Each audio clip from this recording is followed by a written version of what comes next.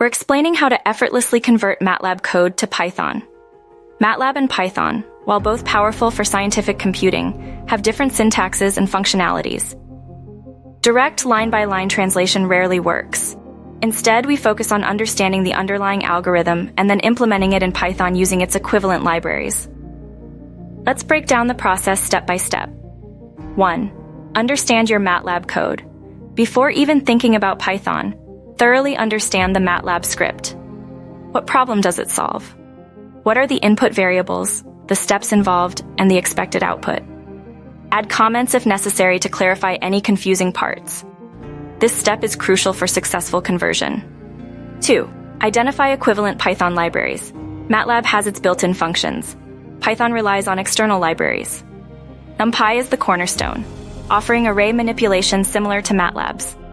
SciPy provides advanced scientific computing capabilities, mirroring many MATLAB toolboxes.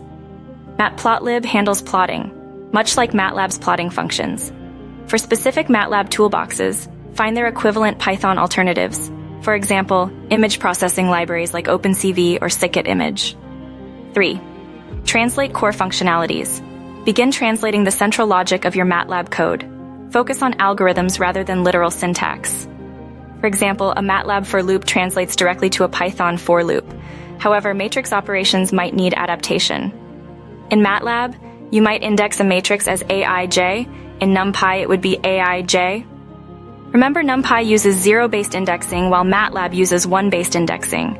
Pay close attention to how MATLAB handles matrix operations and use NumPy's optimized functions. Write single quote np dot dot, write single quote comma, write single quote np.linealg dot solve, write single quote comma, etc.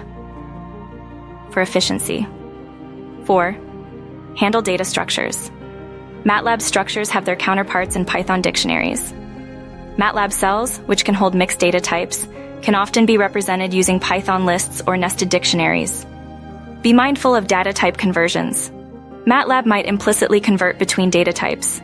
Python requires explicit conversions using functions like int, float, etc. 5. Replicate plotting and visualization.